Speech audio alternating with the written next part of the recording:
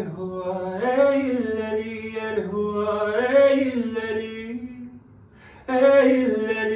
الهوى وما ترى بنا الهوى.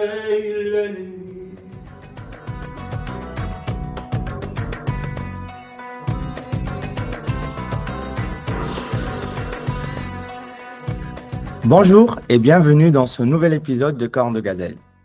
Mon invité aujourd'hui est un jeune artiste marocain qui déborde de talent, une bouffée d'air frais dans le ciel de la chanson marocaine contemporaine, dans une scène artistique qui tombe souvent dans le cliché et frôle le cringe. Il a une vision et une perspective de la chanson marocaine complètement différente des autres artistes de sa génération, unique à lui. Son dernier tube, El Kashlo, métaphore d'un bon verre de vin, est juste exquis et trop banger.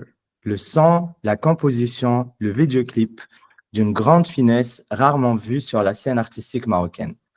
Mon invité, il est beau, il est jeune, il est queer, and he's not afraid to show it.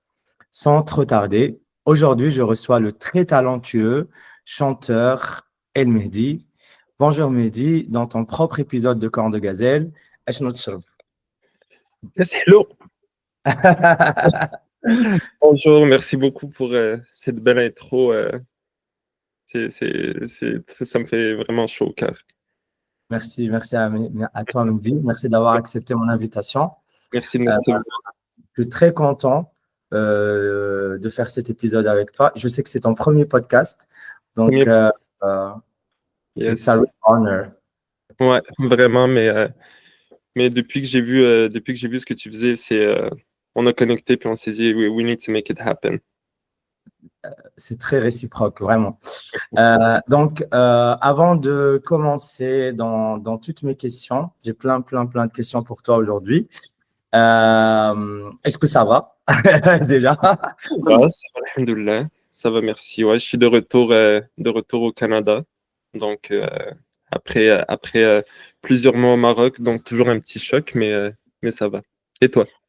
De retour à la neige et le pays du sirop d'érable. Le pays du sirop d'érable.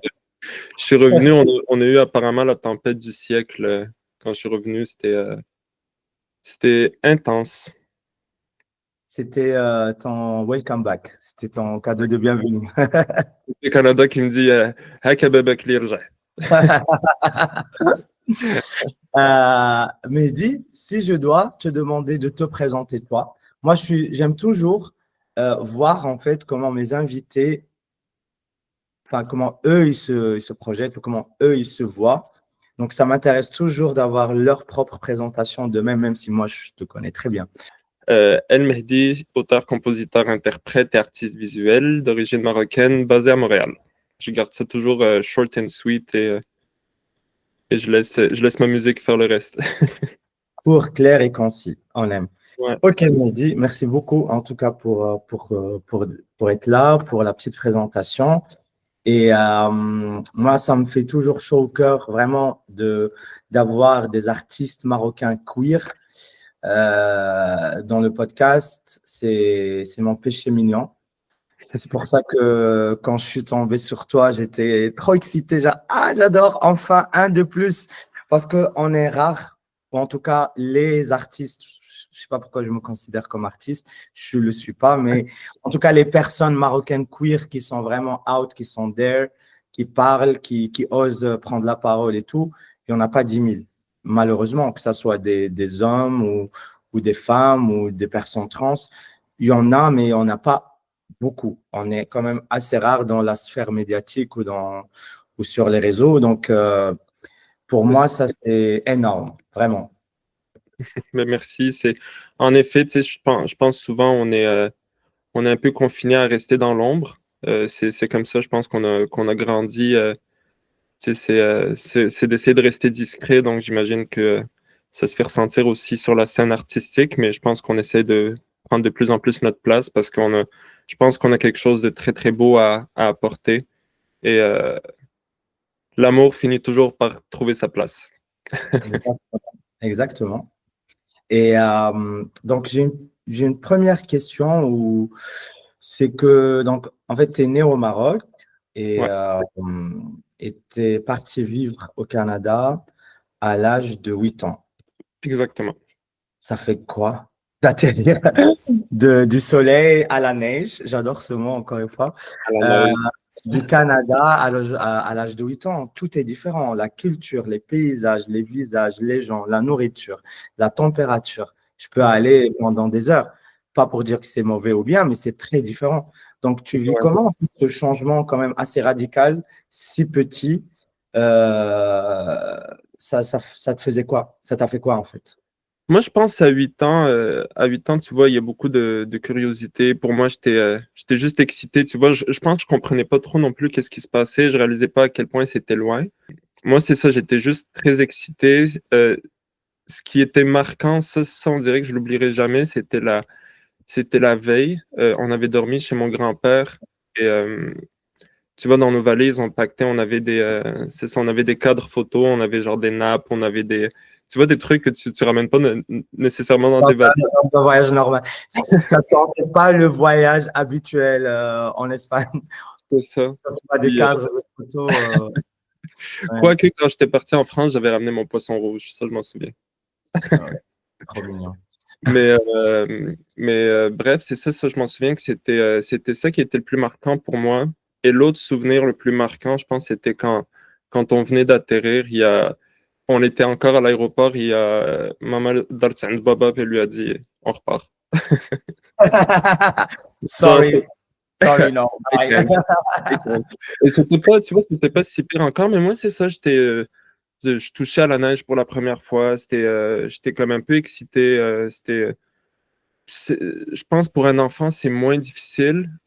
Ma sœur était plus âgée, donc elle était plus en adolescence, donc je pense pour elle, ça a été encore plus choquant. Mais sinon, oui, c'est très, très, très différent. Mais on est retourné, je pense, on est arrivé en mars et l'été d'après, on est retourné au Maroc. Donc, tu vois, on est resté quelques mois. Après, on est retourné passer l'été au Maroc. Donc, on faisait souvent tous les étés, on y allait 2 mois, 3 mois. Donc, on a toujours gardé un très fort contact avec le Maroc. Tu n'as jamais vraiment débranché, tu étais toujours connecté au Maroc en fait. Ouais, Ouais. toujours, Ça, même si tu vois, genre, même pour faire, tu sais, c'est pas comme maintenant avec WhatsApp et tout, là, tu sais, tu vois, c'était encore des cartes, là, pour appeler au téléphone et tout. Donc, tu sais, on voyait pas les gens. Donc, je m'en souviens qu'à chaque année, quand on retournait, tu sais, après un an et qu'on nous voyait ou que nous, on voyait les gens, tu sais, c'est comme on voyait un peu le ravage du temps sur la ville. Donc, ça, c'était quelque chose d'assez fort aussi. Mais en fait, pour moi, tu viens vraiment de décrire le mot immigration de manière la plus simple et la plus réelle, en fait. C'est ça aussi, immigrer. Immigrer, c'est être déconnecté de chez toi, mais être toujours connecté.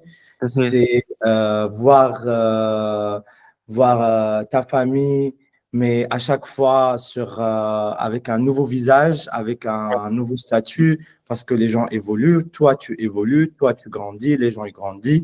Il y a des gens, même des fois, qui meurent. Enfin, il y a cette réalité de vivre loin, mais jamais être présent, mais aussi présent. Je ne sais pas si c'est clair comment je veux pas expliquer cette idée, mais l'expérience de l'immigration, pour moi, c'est une des expériences humaines les plus uniques et les plus intenses, quelle que Ouais. soit l'origine. C'est pas toujours facile et c'est pas toujours évident. Et ça a forcément un impact sur la personne que tu es et sur la personne que tu seras dans quelques années.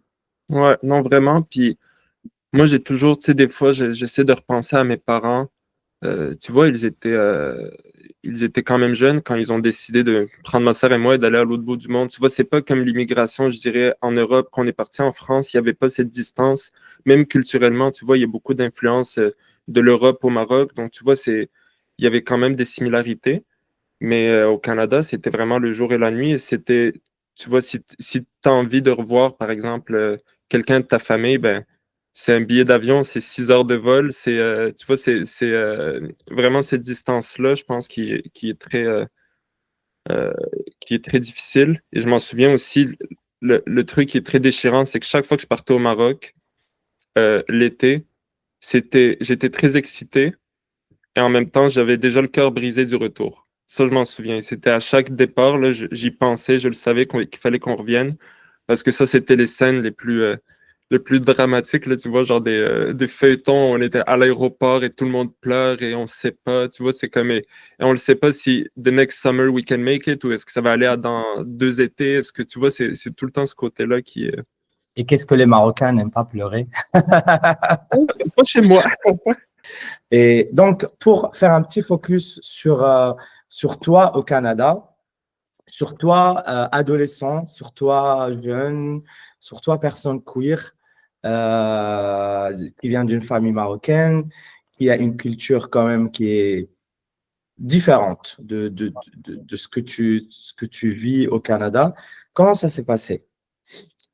Euh, Moi, je dirais, c'est ça, c'est comme je te disais plus tôt, j'ai beaucoup bougé en général. Donc, même au Maroc, d'une ville à l'autre, on est parti en France aussi. Je suis né à Rabat, on est parti à Agadir, on est retourné à Rabat, après on est parti à Antibes, après on est revenu au Maroc, après on est parti à Montréal, après on est parti à Granby. Donc, on a énormément bougé et ça m'a forcé en quelque sorte à trouver euh, la maison en moi, si on peut dire ça comme ça. Et je pense que c'est comme ça, en fait, que j'ai grandi. C'est que j'avais une espèce de jardin secret d'univers intérieur. J'étais comme tout le temps un peu dans ma bulle, dans mon monde. Et c'est là où je me permettais d'être vraiment... euh, c'était comme l'embryon de la personne que je suis maintenant. C'est comme s'il y a eu tu vois, deux naissances. Il y a eu Mehdi qui est né, tu vois, et après ça, lui qui a cultivé un autre Mehdi qui est El Mehdi, qui te parle présentement. Donc, c'est vraiment comme ça que je l'ai vécu de, pour moi. Donc, si j'ai bien compris, euh, c'est que tu t'es créé une petite bulle où tu te sentais bien en tant que personne queer, où tu te sentais toi-même, où tu te sentais protégé en quelque sorte, où tu Ouais, te donnais peut-être la chance d'être toi-même ouais. Je sans pense être en conflit. je suis un peu spirituel là, par rapport à ça, là, mais tu sais, s'il y avait quelque chose qui était plus fort que moi, je pourrais même pas encore le décrire aujourd'hui. Je suis quelqu'un qui overthink beaucoup de choses dans la vie, que je remets beaucoup de choses en question, mais il y a quelque chose en moi qui est plus fort et qui me guide. Et, euh, et j'ai l'impression qu'elle me guide depuis que j'ai souvenir du monde. Donc, c'est pour ça que c'est comme si je me suis toujours un peu, même juste faire de l'art dans ma famille, ça a été un gros combat. Ça a pas du tout été facile. Et aujourd'hui, quand j'y pense, je suis comme, c'est fou, you come a long way, tu sais, c'est vraiment, euh, j'ai commencé parce que j'étais quand même assez bon à l'école. Donc, pour mes parents aussi, tu sais, pour des parents immigrants, c'était sûr qu'il fallait pas que j'aille en art, il fallait que ça soit quelque chose que je fasse à côté. Donc, j'allais en chirurgie esthétique au début. Ok. Et that was the way I was like, okay, this is how I'm gonna be able to mix both of them. J'avais l'impression que je pouvais avoir un côté artistique, mais en même temps faire plaisir à, à la famille. Et j'ai commencé, et après j'ai fait comme non, I can't. Genre, no way, je peux pas gaspiller ma vie comme ça. Donc j'ai décidé de laisser tomber, de me concentrer sur la musique. Mais même si j'ai tout le temps eu euh, des, euh, des espèces de barrières, j'ai toujours trouvé une façon de les surmonter sans. Et je sais même pas comment je l'ai fait. Tu vois, je faisais de la photo aussi quand j'étais adolescent. Et je faisais de la photographie. Et à un moment donné, j'avais des contrats. Tu vois, j'étais jeune et il y avait des gens qui me payaient pour que je leur fasse des portraits et tout. Je maquillais aussi les gens. Et je Ah faisais. Ouais, c'est moi qui faisais le maquillage et ouais. tout. Et je faisais croire à mes parents, j'ai invité une amie avec moi, j'ai invité ma meilleure amie qui faisait juste s'asseoir avec moi. Et je faisais croire à mes parents que c'était elle qui les maquillait parce que pour eux, c'était inconcevable que moi, je puisse maquiller. Tu Ouais, comprends? Donc, c'est comme si j'ai toujours trouvé une façon de contourner tout pour pouvoir faire ce que j'avais envie de faire. Tu vois, même si c'était, tu vois, j'aurais pu un million de fois me dire, ben non, c'est impossible, c'est trop compliqué, c'est difficile. Mais j'ai toujours trouvé une façon de naviguer à travers ça. Et je pense que c'est en partie être ça, c'est en partie ça, être queer. C'est apprendre, et surtout queer marocain, c'est apprendre à naviguer. Tu vois, on te dit, tu es d'une certaine façon et tu te dis comment je peux être moi dans cette certaine façon-là. Et je trouve que c'est une richesse et je suis quand même très content d'être comme ça parce que ça m'a vraiment appris à devoir réinventer certaines choses, réinterpréter certaines choses. Et je pense que c'est vraiment une force. En fait, ça te pousse ça pousse ta créativité. J'entends ce que tu dis et je me reconnais, je me reconnais en fait, parce que oui, c'est ça la réalité en fait. On apprend à naviguer sans manuel, parce qu'il n'y a pas, quand tu es né en tant que personne queer et aussi marocaine ou arabe, ou que tu viens d'une famille arabo-musulmane, euh, on n'a pas des gens avant nous, en tout cas notre génération, qui nous ont dit, voilà, c'est comme ça que vous devez faire, ou c'est comme ça que vous ne devez pas faire. Il n'y avait pas de podcast, il n'y avait pas de truc à la télé, il n'y avait absolument rien. Donc, on apprend à naviguer, ça booste en quelque sorte ta créativité. Limite, tu peux te créer une double vie, en fait, pour donner l'image qu'on attend de toi, mais aussi pour faire plaisir à toi-même et pour que ça soit en harmonie, que ça soit pas en combat. Ce que je rajouterais, par exemple, comme degré de difficulté, c'est que c'est à double tranchant parce que moi, le fait d'être immigrant puis d'avoir grandi au Canada, ça m'a permis, je trouve que ça m'a permis d'avoir du recul par rapport à la culture, de pouvoir la réinterpréter à ma manière, de pouvoir l'idéaliser aussi, de pouvoir vraiment déconstruire plusieurs choses. Mais le côté négatif de ça aussi, c'est qu'en venant ici et en te découvrant et en te libérant peut-être d'une certaine façon, ben, ça peut être reproché par ta famille parce qu'ils disent tu deviens comme eux. Je sais pas si tu comprends un peu ce que je veux dire. Ouais, je Donc, vois. c'est ça qui est difficile, c'est que alors quand tu es jeune, tu es plus vulnérable et tu apprends à te découvrir, tu te dis est-ce que c'est vrai que je me laisse emporter par quelque chose qui n'est pas moi? Et ça prend du temps, tu sais, finalement, pour te dire, ben non, en fait, c'est vraiment moi. Et le fait d'être ici, ça me permet de embrace it. Et je suis pas en train de devenir, de suivre l'Occident ou de, tu vois, quelque chose comme ça. Ouais. Donc, ça aussi, c'est un petit degré de difficulté de plus qu'on a en étant queer, marocain, immigrant. Oui, c'est ça. Et en fait, tu dois faire en sorte que tu veux pas perdre ton identité, tu veux pas perdre qui tu es, comme tu dis, you wanna embrace who you are, mais aussi cette culture, aussi cet héritage que tu as sur le dos, tu dois aussi l'adapter et l'interpréter à ce qu'il te sert de quelque chose de positif et pas d'obstacle dans ta vie d'artiste ou même dans ta vie de Mehdi, tout simplement, de tous les jours. Et c'est vrai que c'est là où il y a toute la difficulté.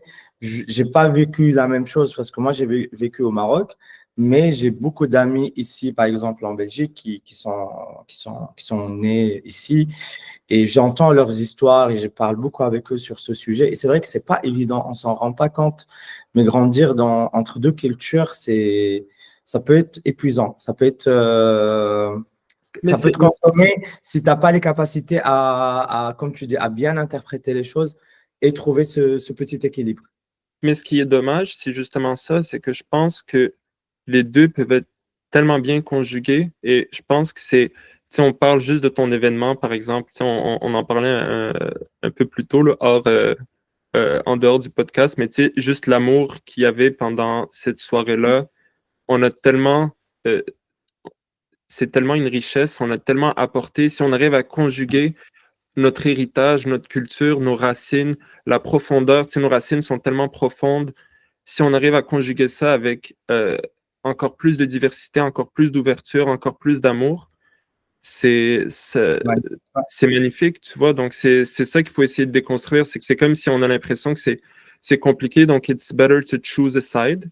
Puis Ouais. souvent, c'est ça qui arrive. Il y en a qui vont décider de faire comme, ben non, moi, c'est ma queerness. Je vais là à 100%. Ils délaissent complètement leur culture. Il y en a qui c'est comme, ben non, c'est ma culture. Ça peut pas. Alors qu'il faut montrer que les deux peuvent cohabiter. Et au contraire, c'est pas qu'elles peuvent cohabiter, mais que ça peut être magnifique quand elles cohabitent.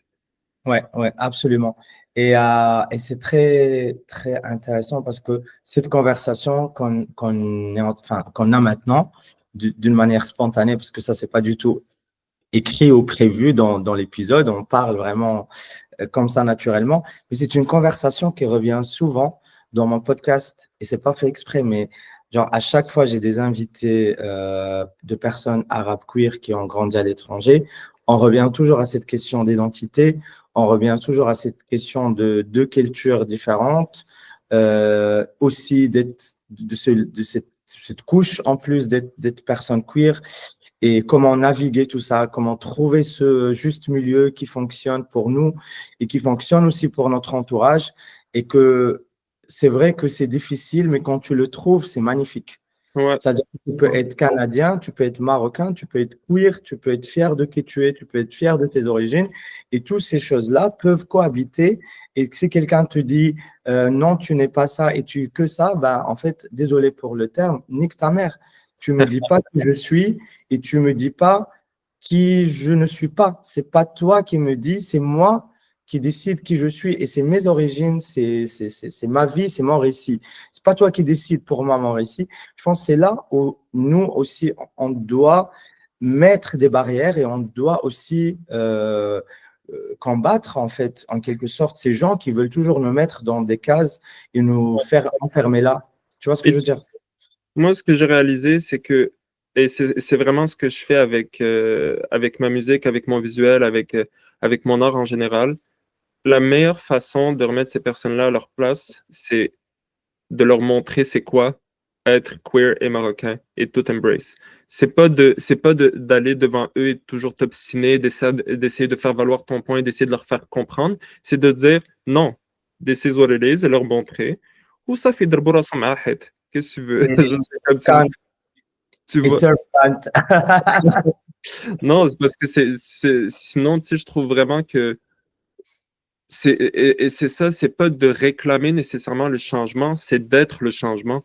Et leur montrer que je suis pas en train de te demander la permission de faire quelque chose. I'm doing it.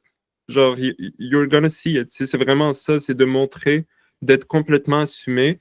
Mais tu vois, c'est un travail aussi, c'est un privilège que moi j'ai parce que tu vois, je suis à Montréal, mais I'm gonna use it, this privilege. Genre, je vais l'utiliser et où ça fait, s'ils sont pas contents avec ça, qu'est-ce que tu veux que je te dise?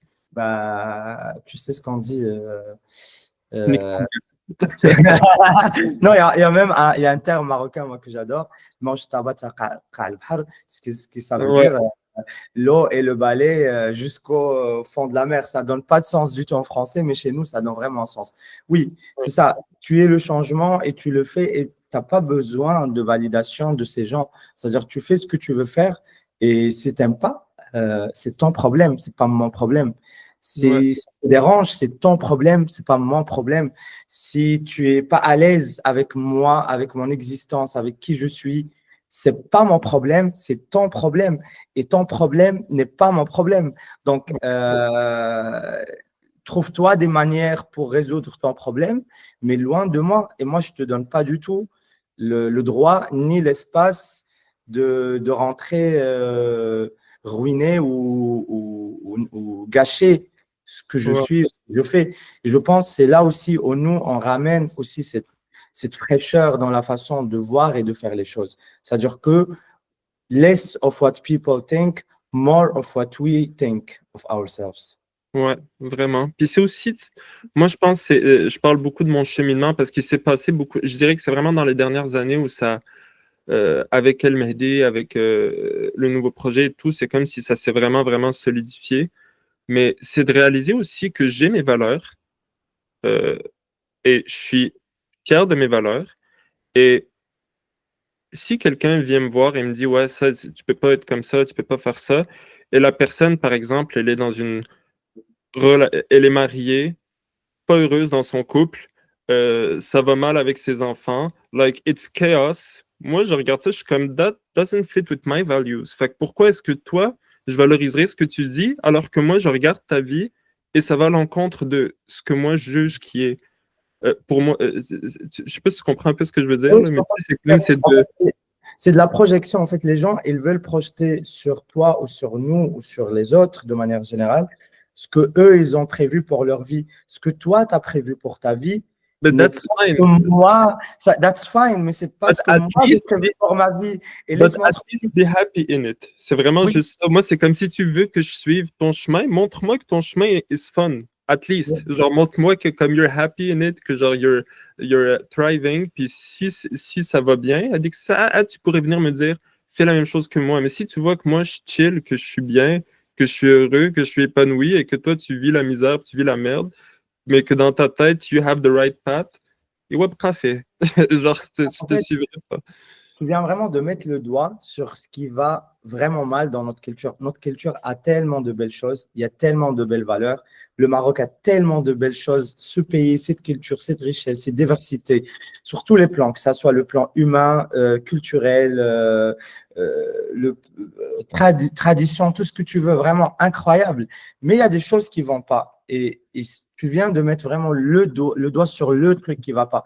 Et pour moi, c'est vraiment ce truc de les gens, ils veulent qu'on ait tous la même vie. Ils Ouais, veulent qu'on ait tous le même destin. Ça veut dire que tu dois avoir un boulot, acheter une maison, avoir des gosses, des crédits ados, travailler dur et se marier avec une femme. Et puis, si tu n'es pas heureux, bah, tu niques ailleurs et tu fais semblant que tout se passe bien. Et puis, la femme prend sur elle et fait semblant que tout se passe bien. Et tous les deux bah, vivront ensemble jusqu'à… voilà. C'est ça, je suis désolé, mais c'est ça le cliché, les le deux vivront standard. ensemble jusqu'à accumuler énormément de frustration, jusqu'à avoir des enfants et transmettre cette frustration-là à leurs enfants, Voilà, qui à eux leurs aussi enfants. vont en avoir. Et c'est juste comme un pattern qu'il faut briser parce que sinon, ça va se perpétuer jusqu'à la fin des Et temps. ça, et ça pèse pas uniquement sur les personnes queer, ça pèse aussi sur les personnes qui ne sont pas, enfin, les personnes hétérosexuels au Maroc. J'ai des Ouais, amis, hommes, femmes au Maroc qui ne sont pas queer et ça leur pèse parce que ce n'est pas le modèle qu'ils veulent pour leur vie. Ils veulent ouais, voyager, ils veulent faire des projets, ils veulent avoir une relation saine, mais ils ne sont pas forcément intéressés par le fait d'être mariés ou avoir des gosses. Ils ne sont pas forcément intéressés par l'idée d'acheter, je sais pas, une maison ou je sais pas quoi. Enfin, il y a vraiment ce stéréotype et peu importe quelle classe sociale, peu importe quelle ville, peu importe le niveau intellectuel, ça revient souvent. C'est des conversations que j'ai, mais éternellement avec tous mes amis marocains et marocaines. Cette pression de la société, de la famille, de l'entourage, à ouais. toujours vouloir nous imposer ce destin. Et en fait, on refuse. Et beaucoup de Marocains que je connais qui ont quitté le Maroc, dont moi et d'autres personnes, on ne l'a pas juste quitté parce qu'on est queer ou parce qu'on veut être libertin. On l'a aussi quitté pour quitter cette pression. Ouais. Parce que j'en ai marre qu'on me dise tu vas acheter quand ta maison? Tu n'as pas encore acheté ta voiture, pourquoi tu ne l'as pas acheté? Ah, tu fais dépenser ton argent que sur les voyages et les sorties. Ben non, en fait, il faut que tu te cases.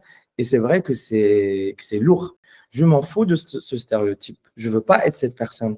Je veux être Ouais. qui je suis et enfin, ce que je vois pour moi-même. Et toi aussi, j'imagine. Enfin, Définitivement, tu sais, puis euh, ça m'a fait penser parce que quand tu m'as dit, tu sais, quand ils te disent pourquoi tu voyages et ça, tu sais, j'ai pensé au football. Et ouais. ça, c'est une réalisation que j'ai fait ça cette année. Euh, j'ai essayé de trouver le mot de curiosité, mais positive, d'aller genre, oh, mais il y a juste le football. Le football, c'est quoi? C'est péjoratif. Le football, c'est quelqu'un qui se mêle pas de ses affaires. Exactement. Tu vois, mais il n'y a pas la curiosité parce que curiosité, ça peut être une qualité chez quelqu'un. Ah, cette personne-là, elle est curieuse. Tu vois, c'est quelque chose de beau. Et Mm. je trouve que ça en dit long. Je trouve que ça en dit vraiment long sur la société marocaine parce que il y a le football de tu te mêles pas de tes affaires, mais il n'y a pas cette curiosité-là à pourquoi cette personne décide de vivre comme ça. Ah, j'ai envie de savoir, j'ai genuinely envie de comprendre, de savoir. Et pour moi, tu portes ce changement. Donc, El Mehdi, l'artiste, El Mehdi, chanteur, El Mehdi, créateur de contenu, tu portes ce changement, tu portes cette image de… Moi, j'aime beaucoup ce mot que j'ai découvert, que j'ai adopté dernièrement, que je trouve cool, en fait. C'est ce truc de dire je suis un néo-marocain, en fait. Ça veut dire quoi? Ça veut dire que je suis marocain, mais je suis aussi je sais pas, une nouvelle version d'être marocain. Ça veut dire on peut toujours être nous-mêmes, mais on peut adopter des valeurs et des visions qui sont un peu différentes, qui sortent du cliché, qui sortent du classique Ouais, d'être marocain. Ça veut dire que tu es qui tu es, mais que tu as pu suivre un peu les temps Ouais. modernes. Et c'est Ça vient aussi, de l'architecture, à ce mot. Hein. L'architecture néo-marocaine, c'est quand le moderne a fusionné avec le marocain. Ça a donné ces bâtiments magnifiques qu'on voit à Casa, à Rabat, partout. Et ça peut être aussi dans l'humain. L'humain peut aussi être néo-marocain. Je suis désolé. Tu peux être marocain et se développer et devenir quelqu'un avec un esprit critique et qui a des valeurs plutôt universelles et qui ne sont pas liées juste à ta religion ou à ce qu'on t'a donné à ta famille, dans ta famille. exactement, et c'est aussi, tu sais, pour rebondir là-dessus, je pense que, et ce que j'essaie de faire aussi, je pense, à travers mon travail, c'est de montrer que oui, on peut être une nouvelle, tu vois, une néo-marocain, mais j'ai aussi envie de montrer que ces Marocains-là étaient là aussi avant. C'est juste qu'ils ne le criaient pas haut et fort et ils avaient juste peut-être plus de difficultés à le montrer. Mais on a toujours été là. Tu sais, and will always be. Et c'est juste maintenant, we're being, but more unapologetically, in a way, tu sais.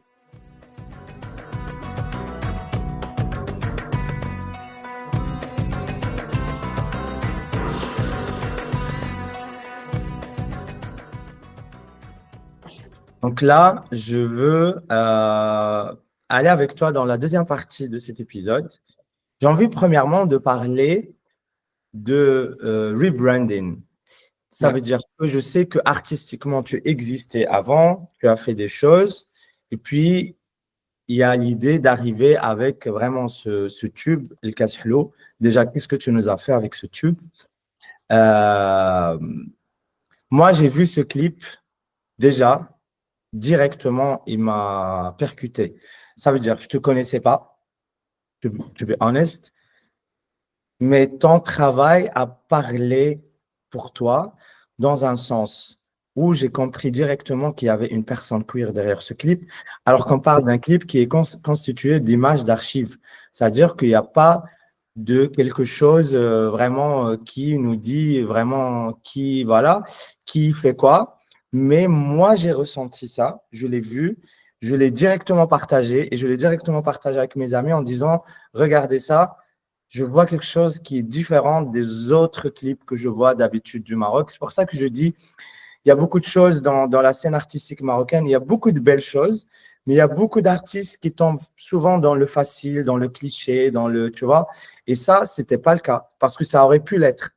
Travailler avec des images d'archives, voilà quoi, tu vois, mais ça a été fait d'une manière minutieuse. Et aussi, il y avait un fil conducteur de fête que j'ai beaucoup aimé. Et puis, il y avait aussi des images queer. On voyait les shtah. Shtah, c'est les danseurs, c'est les hommes qui dansent dans les cérémonies. On voyait shirat, ces femmes qui ramènent la joie et la bonne humeur. On voyait des mecs torse nu en train de bronzer. Enfin, j'ai capté ces images. Je les ai vues, je les ai senties et j'ai su directement qu'il y avait une personne queer derrière tout ça. Donc, pour ça, je te félicite parce que tu as su transmettre ce que tu voulais transmettre à travers ce clip. Et donc, ma question, vraiment, l'idée de rebranding, de dire I'm gonna start something new. Comment ça s'est passé artistiquement pour toi? Alors, ben, en fait, moi, mon nom de scène avant, c'était mon nom complet, donc avec mon nom de famille et tout. Et ça faisait déjà un moment, en fait, depuis le début, j'ai longtemps hésité à est-ce que je retire le nom de famille. J'étais pas sûr.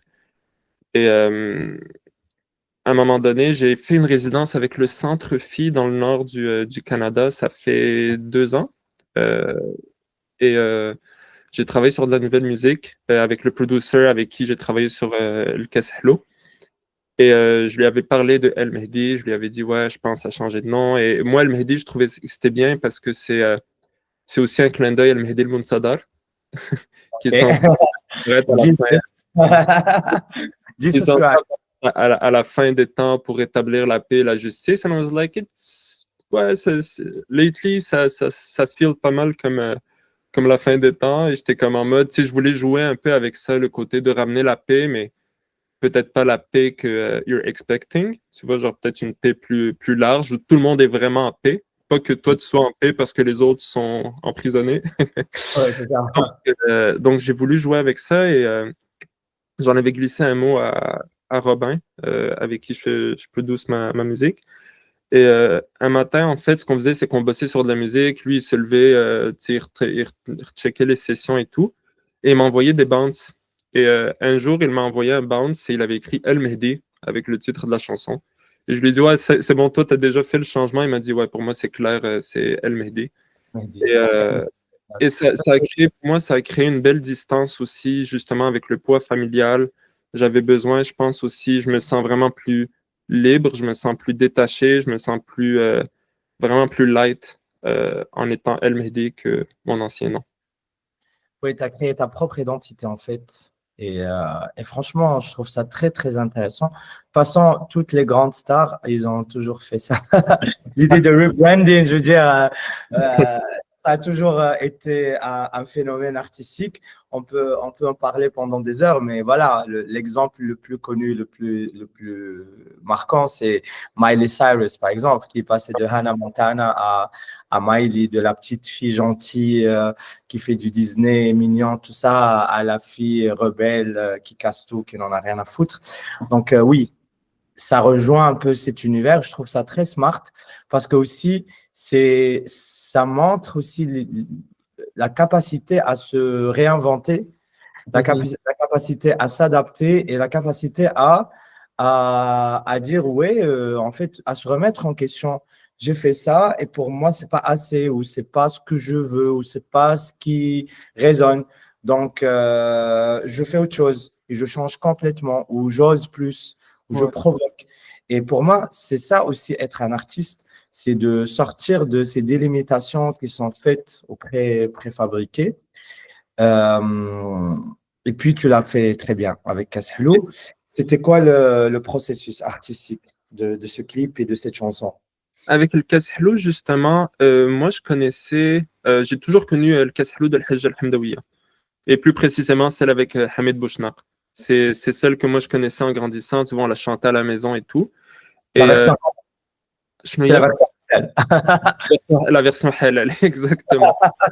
Et c'était elle que je connaissais. J'ai découvert, je connaissais Houssine Slaoui de nom. Je connaissais pas excessivement son travail. Mais j'ai découvert, ça fait quelques années, que sa version d'El Kashlou. Et en portant attention, je me suis dit, bah, c'est pas du tout les mêmes paroles. En portant attention aux paroles, je me suis rendu compte que il n'était même pas question de thé. Et quand j'ai réalisé ça, je me suis dit, waouh, tu sais, j'ai vraiment ressenti ça comme une sorte de forme de censure envers ce que lui voulait raconter. Et je me suis dit, si ça fait presque 100 ans, on chantait sur l'alcool, euh, I mean, c'est ça que j'avais envie de faire, c'est montrer aux Marocains que je suis pas en train de, tu sais, je suis pas néo-marocain. Je reviens derrière et je vous montre que ils étaient néo-marocains, ça fait 100 Bah ans. oui, c'est ça. Hussein Slaoui et le néo-marocain de l'époque, on est d'accord. C'est ça, Parce que lui, exactement. enfin, il y en a plein. Il y a Hussein Slaoui, il y a Bchad Bedawi, il y a Zahra Al-Fassia, il y a plein d'artistes et de chichat et de chiours de cette époque qui étaient vraiment les néo-marocains de leur époque et que Ouais. c'est vraiment grâce à eux aussi qu'on a aujourd'hui cet héritage très riche en chansons, en musique, en rythme, en paroles et embrace that à travers le Kashlou, c'est incroyable, c'est magnifique, c'est beau. C'est ça. Et c'était justement de montrer que je suis pas en train de. J'avais vraiment envie avec cette introduction-là de me réintroduire en disant je suis pas en train de réinventer quoi que ce soit. Tu vois, la chanson, c'est pas moi qui ai écrit les paroles. Les images d'archives pour le clip, c'est pas moi qui ai filmé les images. Mais j'ai posé ma voix sur les paroles et j'ai posé mon regard sur ces images. Donc, on peut garder notre héritage, on peut garder qui on est, mais on peut le réinterpréter, le revoir d'une nouvelle manière. Et c'est vraiment ça que j'avais envie de faire avec El Kashlou, parce que toi, par exemple, If you know, you know, and you knew, tu sais, tu le savais qu'il y avait de la queerness à travers tout ça.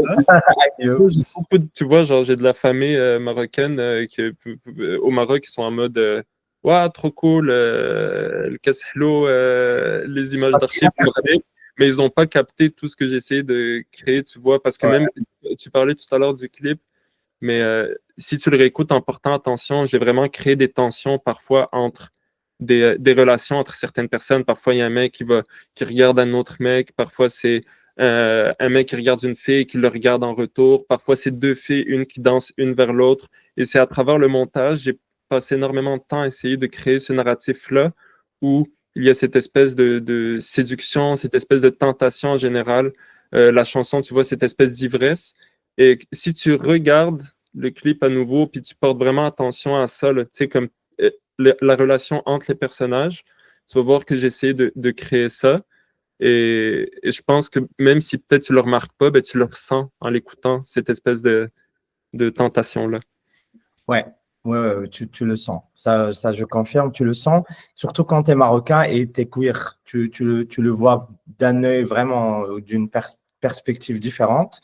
Il y a aussi ce non-dit, parce que ça, c'est très marocain, le non-dit. Ça veut dire qu'on va vivre des choses, séduire, il se passera des histoires, mais sans rien dire. Donc, il y a aussi le non-dit et j'adore aussi l'idée de jouer sur ça. Je trouve ça Ouais. incroyable. Il y a vraiment des artistes marocains et marocaines aujourd'hui qui brillent, littéralement, qui brillent et qui font ça d'une manière magnifique dans tous les domaines. J'en citerai quelques-uns. Dans le domaine de l'art, par exemple, je pense à Mriem Benani, mais elle fait des choses, cette fille incroyable.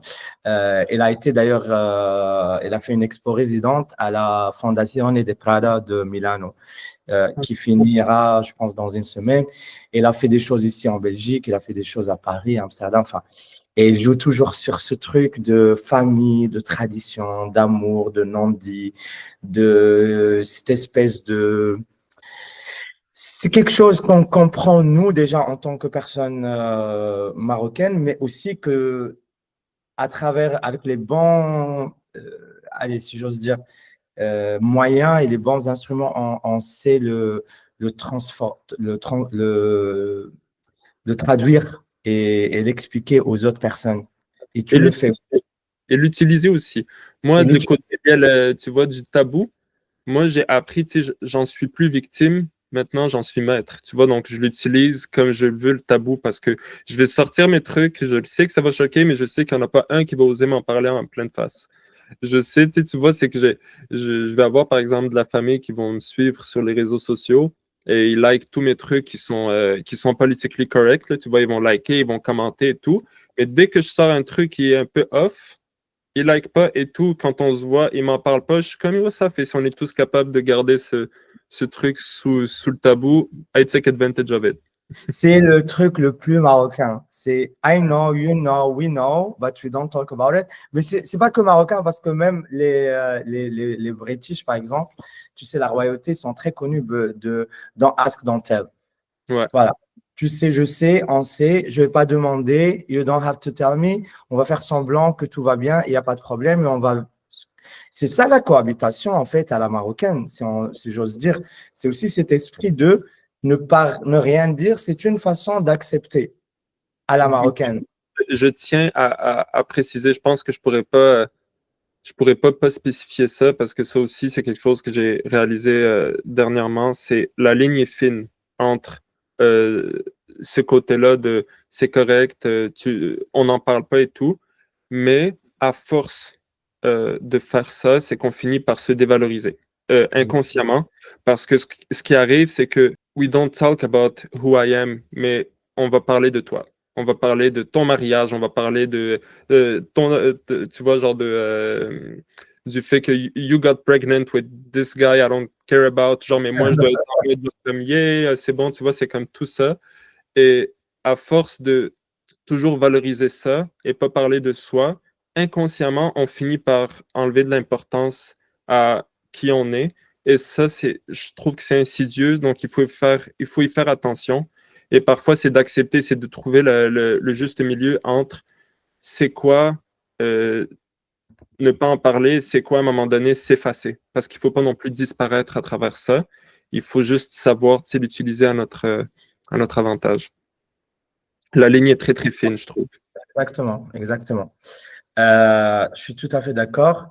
Et, euh, et je rejoins vraiment tout ce que tu viens de dire, c'est que on doit savoir aussi imposer. En fait, c'est ça, c'est une histoire de récit. Ça veut dire on doit aussi savoir comment nous aussi imposer notre récit et notre existence. Ça veut dire qu'il n'y a pas que les récits traditionnels et reconnus et agreed qui Exact. existent. Il y a les récits, mon récit, ton récit, le Ouais. récit de plein de personnes queer, de plein de personnes trans qui sont souvent invisibilisées, qui sont mis de côté, qui sont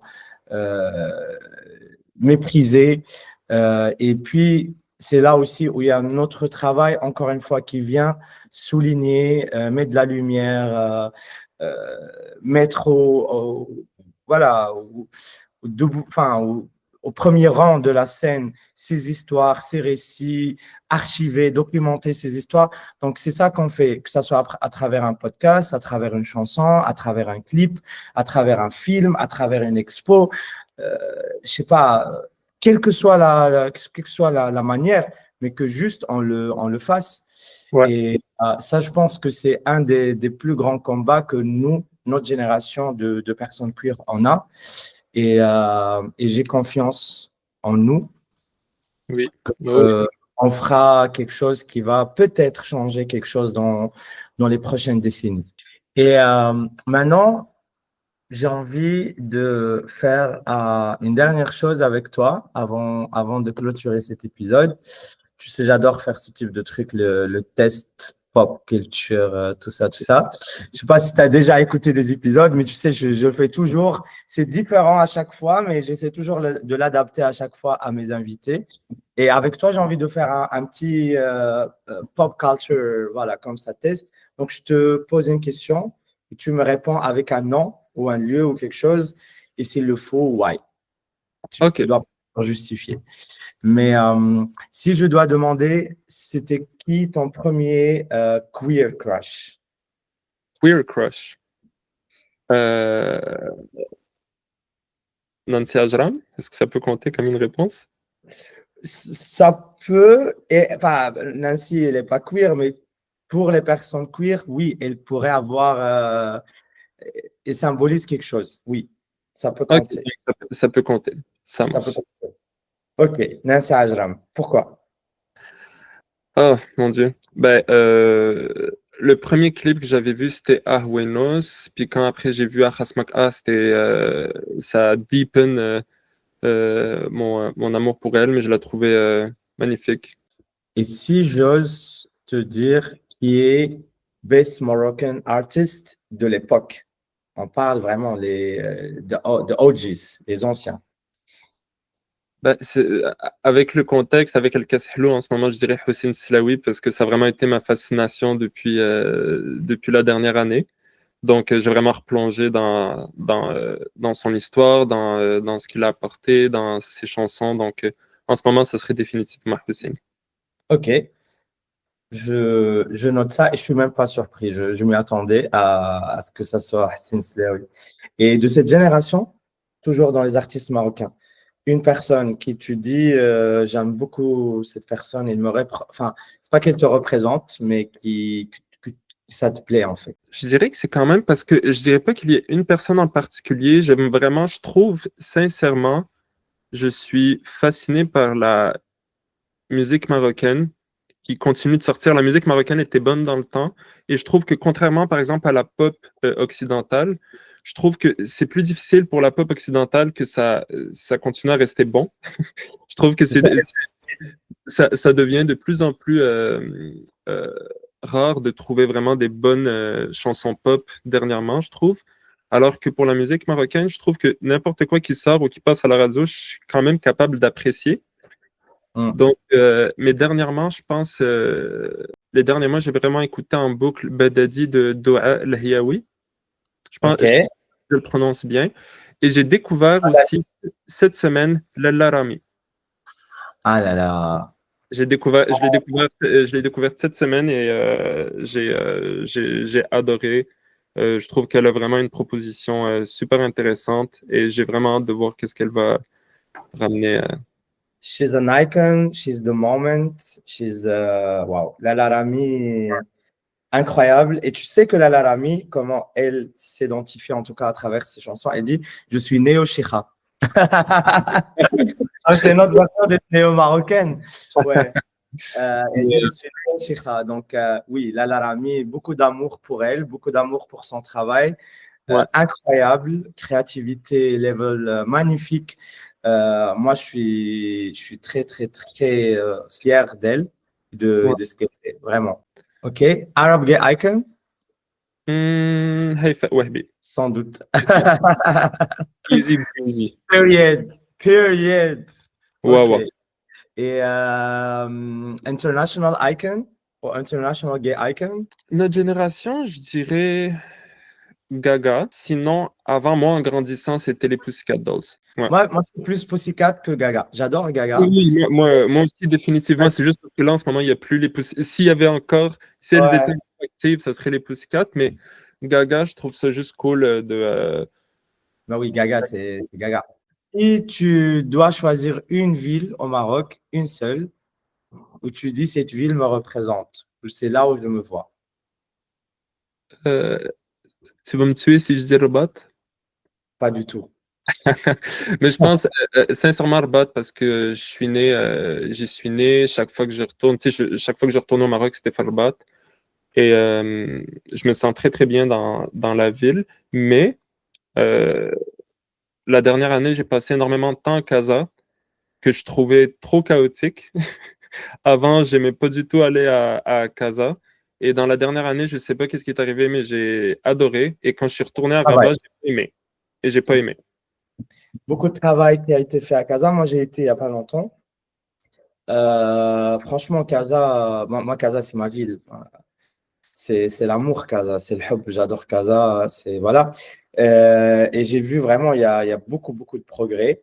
En tout cas, d'un point de vue infrastructure, tout ça. Et c'est vrai que il y a eu du travail. Enfin, je dis enfin. Mais Rabat, ça m'a quand même un petit peu, parce que j'ai passé quelques jours à Rabat, ça m'a un peu touché parce que je vois que Rabat, elle commence vraiment à prendre une place assez inédite. Moi, je vis par exemple à Bruxelles et j'ai juste envie de dire, franchement, la ville de Bruxelles allait prendre des notes, quoi. C'est une ville qui frôle la perfection en Ouais. termes d'urbanisme, en termes de propreté, en termes d'organisation. C'est un peu creepy parce que c'est trop propre d'un point de vue. Moi, j'aime un peu le chaos, pardon, quand même.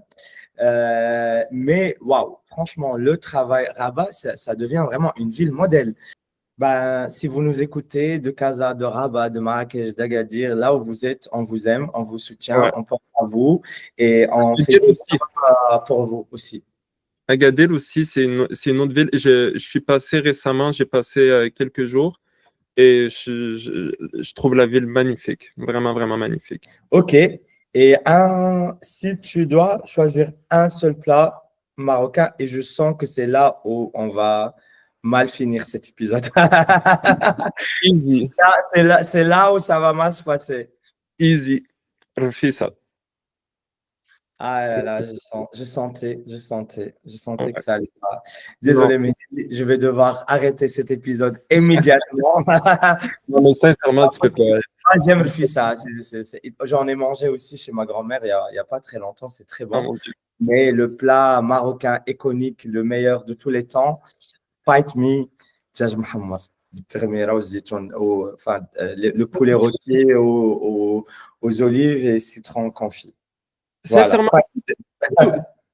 la bouffe marocaine en général, elle est toute bonne, mais le fissa, ça a vraiment un truc spécial. Moi, je sais pas si c'est peut-être parce que moi, ça se faisait rare parce que j'avais une seule grande-tante qui la faisait, Khalti, qui était à Casa. Et c'était les seules fois que je pouvais en manger, c'est qu'on allait la voir à Casa. Et elle savait que j'arrivais, donc elle faisait le ça. Donc pour moi, c'était comme le truc rare, mais genre au point, tu vois, genre on ne cuisinait pas chez nous, au point que ça m'est déjà arrivé à un anniversaire que genre ma mère, elle a appris à la faire et tout pour me faire plaisir. C'est ça pour ton anniversaire. Ouais. Non, mais je te jure, j'adore, c'est mon truc. Oh my God, this is the most Moroccan thing I've ever heard. Avec beaucoup de semaine, c'est the best thing. J'adore ça. Mais en même Ok. temps, c'est trop lourd. Ok. Et là, the last one, je vais demander de me donner un mot marocain et un mot canadien, un mot en darija et un mot en canadien. Ayour, je trouve vraiment que c'est un beau mot. Ça veut dire lune en Ok, shilha. c'est Ça, je beau. trouve vraiment, c'est magnifique. En Darija, Bsha, Zama, tu vois, peut-être? Bsha. Sha, Parce que Sha, Bsha, ça, c'est le seul truc que j'ai jamais trouvé un équivalent dans aucune autre langue. à ta santé. La Ouais, mais santé. est-ce que Ah, tu dis à ta santé à quelqu'un qui sort de la douche? non. Oui, c'est vrai, l'utilité du mot est plus, ouais. Ben, tu Ok. vois, il y a pas il y a bsha de genre santé, tu vois, genre quand tu cheers avec un verre, mais quelqu'un qui vient de s'acheter une nouvelle paire de chaussures, tu veux lui dire bsha, how do you say it in English or French? Moi, Zama aussi, j'aime beaucoup parce que Zama aussi, ça me rappelle la chanson. Ouais, Zama, Zama. ouais. C'est un mot qui passe toujours sous les radars, mais je trouve que c'est un mot qui est beau parce que Zama, quand tu sais pas quoi dire, tu peux toujours dire oui, mais Zama, tu vois, c'est un mot qui va toujours en aide pour connecter une phrase. Donc, j'aime bien Zama. C'est Ok. comme le ya'ni des Libanais. Le Ya'ni. yani, voilà, yani, comme, ouais. Et pour le Canadien, le Oh, Québécois. oh boy. Euh, Attends, mais c'est parce que toi, tu veux juste un mot qui va te faire sourire parce que c'est québécois et que t'as jamais entendu, c'est ça, là. Moi, je m'en fous, tu dis ce que tu veux. Il n'y a pas de règle. Mais tu sais quoi, je vais te sortir un sacre parce que c'est sûr que c'est le truc qu'on a peut-être pas en commun. Tabarnak, tu connais ça. Chris, tu connais ça. Esti, tu connais ça. Tu connais peut-être pas Saint-Cyboire. Saint-Cyboire, ça veut dire quoi? Saint-Cyboire, Saint-Cyboire, j'ai aucune idée. Mais ça C'est veut c'est dire. un, c'est un Tu... sac. Alors, tu peux dire Saint-Cyboire de tabarnak. Ah, Saint-Cyboire, ok, genre, comme genre merde, sa mère, la grosse Ouais, tête. Ok. Saint-Cyboire de tabarnak. Ça peut t'en rajouter. Euh, merci beaucoup, Mehdi. Merci à Merci pour ton énergie. Merci pour ta générosité. Merci pour cette discussion. Ça me fait vraiment trop plaisir. Merci à J'ai l'impression vraiment de parler avec un cousin ou un pote. Tu vois, c'est pas un enfin, c'est pas le truc genre podcast oh, très formel. Tu vois, j'aime pas du tout en plus ce format-là. Merci. Si je peux juste te demander de nous dire qu'est-ce qui va arriver bientôt d'un point de vue artistique, comme ça on se prépare. Alors, j'ai longtemps hésité, mais j'ai décidé de rien sortir pendant Ramadan. Donc, Ok. euh, après Ramadan, il va y avoir de la nouvelle musique, nouveaux visuels. Dans le nouveau projet, je chante en Darija, en français et en anglais. C'est pas facile de dire cette question en français, mais what will you be serving? Qu'est-ce que tu vas nous servir? Qu'est-ce que tu vas nous donner à manger? Qu'est-ce que tu vas nous... Refais ça. Refais ça. Ok. Ça va être, tu vois, avec El Kashlo, c'était, comme je disais plus tôt, c'est pas mes paroles, c'est pas des images que j'ai filmées. Et avec le nouveau projet, ben, ça va être mes paroles et des images que j'ai filmées. Donc, c'était vraiment. Avec El Kashlo, c'était en mode. Euh, parlant de queerness, c'était If you know, you know. Mais avec ce qui arrive, c'est You're gonna know. And if you don't know, I can do nothing for you. You'll know. You'll know. You know. OK. Ben, on va finir sur You'll know. Merci beaucoup. Et Merci. ça me fait vraiment... C'était vraiment un plaisir d'échanger avec toi. Et pour mettre en contexte tout le monde, là, il y a le décalage. Moi, j'avais mon petit café, lui, il avait son verre de blanc. C'était vraiment une vibe super cool. Pour les gens qui nous écoutent, merci d'avoir écouté cet épisode. Ça a été fait d'une manière très spontanée. On n'a pas trop... On savait pas de quoi on va parler, mais on a quand même parlé. Déjà, deux Marocains, tu vois, c'est comme ça, c'est naturel. Je vous demande de nous suivre sur les réseaux, de nous donner 5 étoiles sur les streaming platforms et de nous laisser votre feedback. Merci de nous suivre, merci de nous écouter. Je vous souhaite une très, très belle journée. Bisous, ciao.